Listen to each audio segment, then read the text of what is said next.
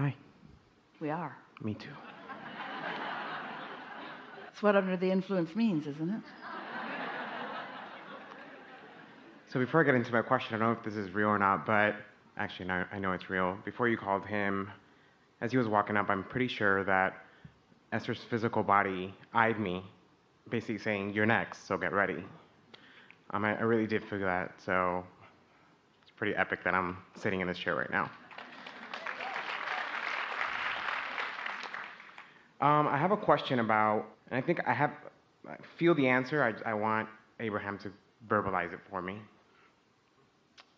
About the collection of us as groups when things happen that some might deem as tragedy.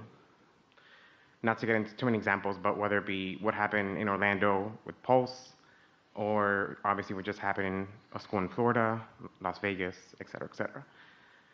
I'd like to get from Abraham a definition of how all those individuals that were affected from a point of physical to transition, how collectively they came to where they were to then have that reality shared amongst all of them.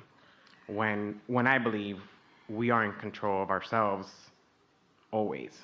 So one of the things that comes up most often when we explain to anyone that you create your own reality, the protest that often comes is, that can't be true because I do not believe I would do this to myself. And our answer when that comes to us is always, we didn't say you did it deliberately, but we did say you did it. And we want to add to that, we also didn't say you did it irresponsibly, or that you did it as a disadvantage or as a mistake. Unless you are the individual, you do not know why. Sometimes someone is in sync with their inner being and has decided to make their transition into non-physical. It is more prevalent than any of you know. But because most humans fear death or don't understand it, you have a very hard time letting that be an answer, because you think no one would do that. So every time it happens, it must be wrong, and it must be a mistake, and it must be something that somebody else didn't want to do, they didn't mean to do, and therefore they must not create their own reality, and something else did it to them, which is never true. And let me add, my question isn't necessarily that it's almost like, I'm not doubting that. I absolutely we know believe you're it. not, but we're just covering all of our bases. Got it, cool. All right. For me, it's because it's a tragedy, and I don't want to sound insensitive, But wait. Oh, sorry. What's tragic about coming fully into the wholeness of who you are? Right.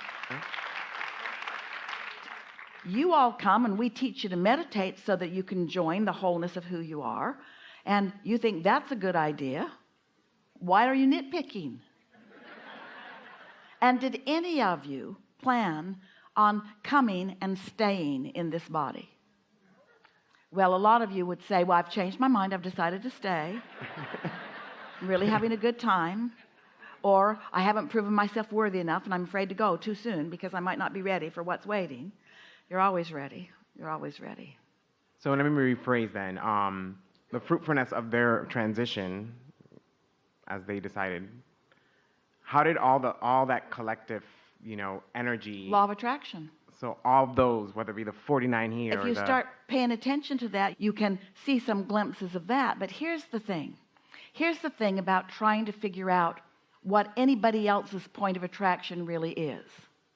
You don't know what they've been thinking. You don't know what words they've been speaking. You don't know what the balance of their vibration is. You don't know what their life has caused them to put in the vortex. You don't know what relationship they have with their own inner being. You don't know. You just don't know. And if you were to take polls, if you were to try to study them all by asking the people around them, you still wouldn't know, because the people around them only know what they know about themselves. They don't really know. They could give you some clues into behavior and that sort of thing, but you don't really know. You just don't know. But every single one of you knows what your point of attraction is. You know how tuned in you are. You know how good you've been feeling. Here's a good way of acknowledging it. You know what your mood's been. You know what your zest for life is. You know what your feeling of anticipation is. You know what your eagerness factor is. You know how you respond to contrast. You know the eagerness that you feel when you launch a new desire. You know the satisfaction that you feel when you're going with the flow of moving in the direction of what you want, and how you feel when you're not. You have the clues to all of this. You have control of things like that most people don't have control of, but they have a vibrational control while they do not have an understanding of how they're controlling it. Law of attraction never makes an error, and nothing bad ever happens to anyone. Agreed. And I don't see any of those deaths as bad. I try to see it, the contrast of it, and see the positive light. Let's say that you are wanting to be more in tune with who you are, and so you're appreciating more on purpose, and you're meditating on a regular basis, and you've been accomplishing that detached state of meditation easily, so that often while you're meditating, an idea just drops into your mind, and when you follow through on it, you are able to make the correlation between that thought and your response and something else wonderful that happened.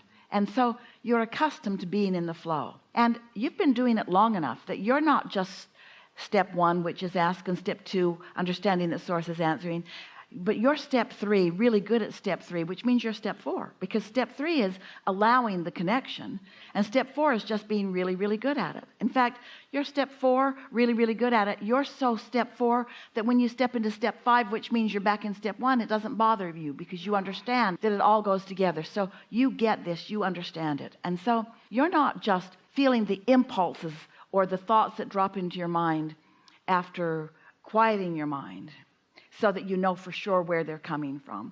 It's happening to you all day long while you are moving through life experience. And you've got really good at following your own bliss. You've given up sacrifice. You've given up justification. You're not explaining anything to anyone. You're in the flow, you're bipping along, you're living happily ever after. You know you're on your good feeling track.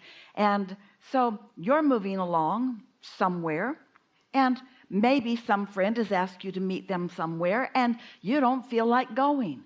And it isn't that you don't feel like going there, it's that you feel like being somewhere else, because you're drawn to a place that is conducive to what you're reaching for.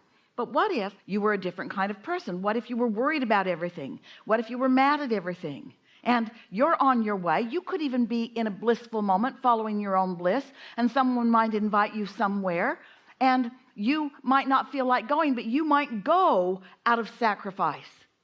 Don't want to let somebody down. In other words, we're just saying there are so many different configurations of reasons of why people are in different places at different times, and only you can know. We're just encouraging you to follow your bliss and watch what satisfying trail unfolds for you, what satisfying path unfolds for you. And don't spend too much time. It's interesting. It doesn't come up so much these days, but in the early days, as we would describe how you create your own reality, there were always the questions, well, what about the little ones? And what about these things that happen to innocents? Because people want to make this all about deliberate thought. They want to make it all about thinking something in every moment. Hardly anybody is willing to step back, as our friend who's sleeping through our seminar did, and just allow the well-being to just permeate his experience. You see what we're getting at? Absolutely, yeah. Did we answer your question? Yeah, definitely. Yeah, you did.